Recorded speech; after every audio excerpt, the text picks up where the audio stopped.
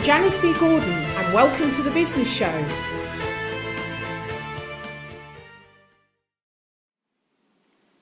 I have David Free with me today on The Business Show. Now, David runs a business called Picturehouse. He's invented a fantastic concept of TV in a tank. So welcome, David. Thank you, Janice. Pleasure to be here. Now, tell me a bit more about TV in a tank. TVTANK. Well, the TVTANK was a follow-on product from one of our other TV concealing products, which was the TV fireplace. We started with that. We'll talk about that a little bit later. But the TVTANK is the world's first fully working aquarium that conceals a TV inside it.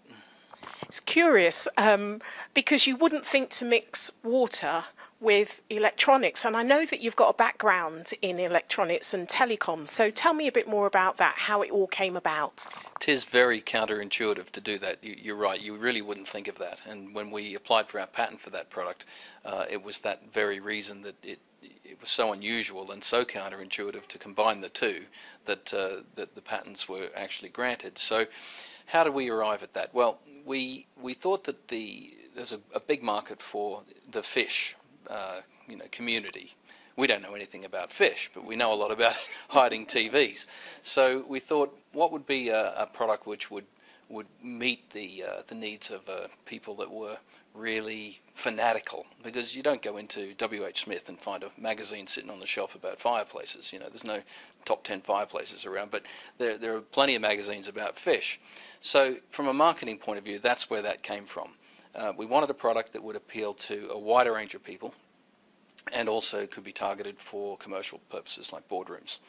So started off designing a tank that could conceal a TV, and there were a number of prototypes that we did. We started with one that was sort of in the center of the tank and the tank completely wrapped around it. The TV, incidentally, is not in the water. It's not a waterproof TV because they are available. But this is actually just a standard TV, so the TV that's hanging on your wall could be used. You just take it off the wall or take it off the stand, wherever it is, and it's a normal TV, nothing special. So we designed it with our own technology inside, the electronics, which is the lifting equipment, the remote controls and so on, and the bracketry that we have, which is a universal bracket for any style TV. And then we built the glass around it. We have two different models that we have. One that's fully enclosed all the way around, so whichever side you look at, whether it's from the front, the back, the left, the right, all you see is fish. And we have a standard product which goes against the wall as a normal fish tank would. And again, whether you look from the left or the right or the front, all you see is fish. And we've done that with a special shaped tank that looks a bit like a U shape. And then there's a cavity inside that U shape that clearly you don't see. And that's where all the TV is concealed in the electronics and it's protected. So the tank literally wraps around the TV cavity and protects it. Tell me a bit more about how you managed to get this idea patented, because I'm sure a lot of the viewers would be interested about the whole process. There's two things that the Patent Office look for when it comes to an application for a successful patent. One is novelty, and the other is inventive step, they call it. Inventive steps that hadn't been done. Nobody had ever put a fireplace and a TV together because it's counterintuitive with the heat. Nobody had ever put a tank, fish tank, water environment and a TV together, especially a standard TV. So it's about persistence and perseverance, really. Come up with the idea, don't tell anybody, because that's a key. It has to be, if for instance you, when we launched any of our patents, we were very careful of the order in which we do it. So we don't blast it out and, if you like, market research it too much, because we keep it all in-house, we keep our research very tight. As soon as you get it into the public domain, it's not patentable. So if you then say, think up an idea, advertise it, get it out there, and you haven't got your application in, you're going to be in trouble. I think that's an interesting point for people to realise, that you need to keep your idea secret. But as you say, you've got to be persistent. So many ideas just stay on the paper. Now, David, would you describe yourself as an inventor or a designer? Good question. I'm a bit of everything. I remember when I was working in the telecoms industry, I couldn't get a job because every time I went for one, they said, you got too many skills. I think to be successful people do lots of things. So, and in my business, it's all about designing And that's part of the invention process. You know, you've obviously got to come up with some design that hasn't been done before, or an idea that hasn't been done before, to be an inventor. So I guess I don't, if I'm honest, I don't think of myself as an inventor. I do think of myself as a designer.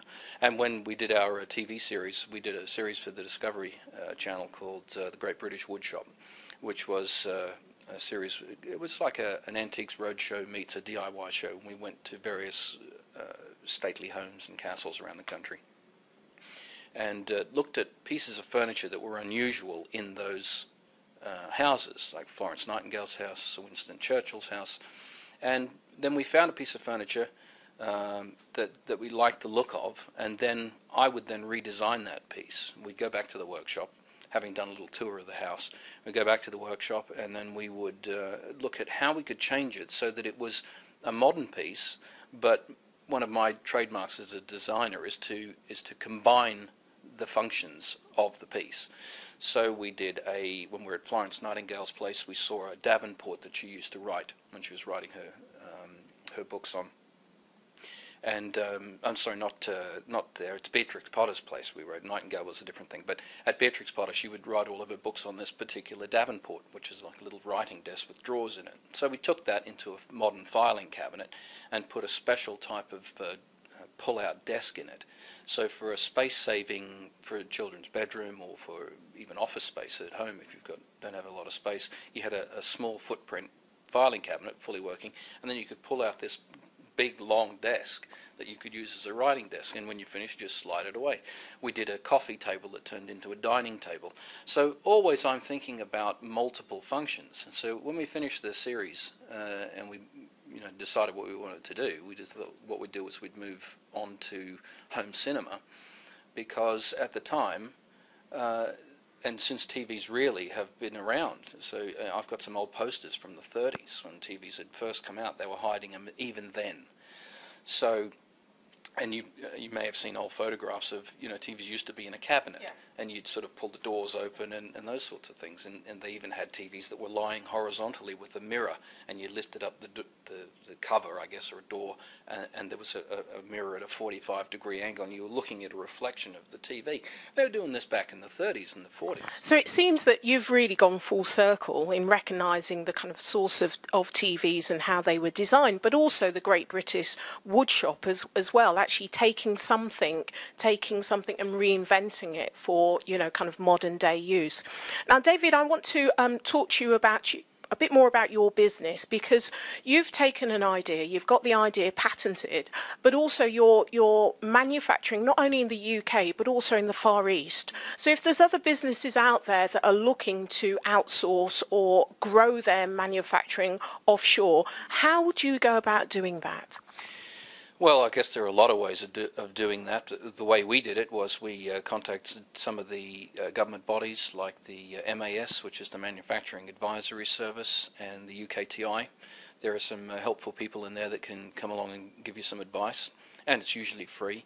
Some of those organisations have got schemes and programs where they will take you out to the Far East, a group of you, to China or to wherever it is that you're looking to go, set up meetings for you, and make sure that you've got the people that are interested in your product have fully versed on what it is, so that you're not wasting any time. I guess what we did was I talked to a few people like that, but we actually did it on our own. We went to the Philippines, because there is a technology that the people in the Philippines have had for many years, which is cladding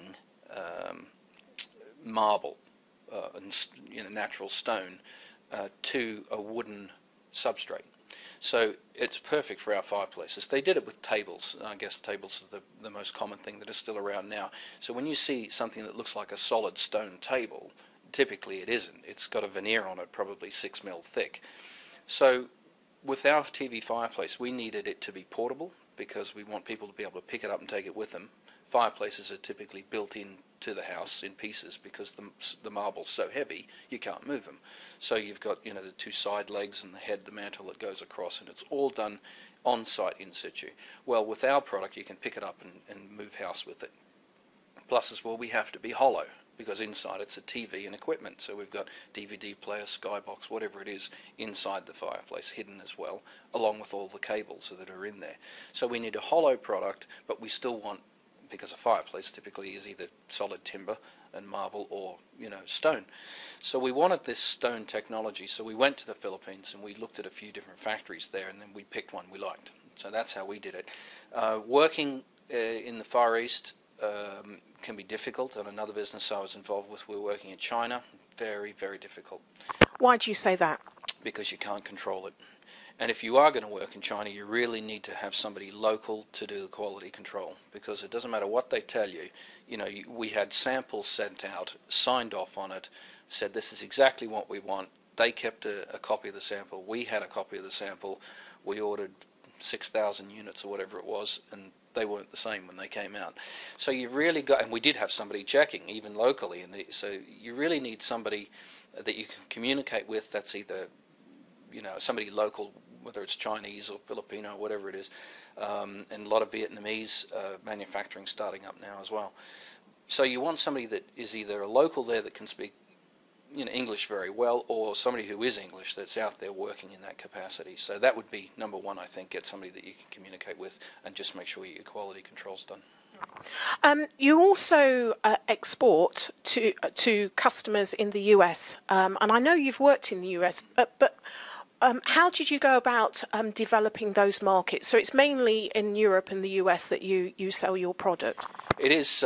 We ship worldwide. So we've had customers in Switzerland, in the US, in Australia, all over the place. Working in those or developing those markets can be pretty difficult. We went to China, in fact. They said only Nixon could go to China, but we went to China, and that wasn't very successful. And we thought it really would be, because the Chinese hate anything Chinese. They're looking for imported stuff, Italian furniture, you know, European stuff is high on their list of things they want to buy. So we thought with our product being a European product, it would be good. But again, unless you've actually got a presence there, that some sales and marketing presence there that's actually working on it properly, it's a waste of money and a waste of time to try and go into those markets unless you can follow it up. And it sounds like a good idea at the time, but any market you're in, you've got to have people on the street. So when we've got people in the States, and but they're working as an agent rather than employees, obviously. So that's one way you can do it. You can find somebody that's an agent, but you've really got to make sure they want to push your product. I think you've really highlighted that being in business is not easy. There's lots of almost like kind of U-turns that you need to make to actually find your way. But it's been really insightful speaking to you, David. Now, give us your website so that people can actually go and find TVTANK and TV Fireplace as well. Absolutely. The website is called picturehouse.eu. That's www.picturehouse.eu, obviously. And we do the TVTANK, the TV Fireplace, but also bedroom furniture, which is also very popular. You can see at places like Furniture Village, these TV concealing ideas have 10 years ago they were gadgets, but now they're really mainstream.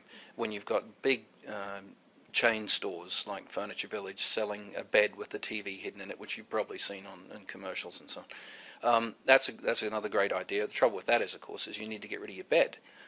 So if you've got a bed that you like, then you need another option if you want to have a TV hidden away. So we do ottomans for the end of beds as well. But you can see it all at that website.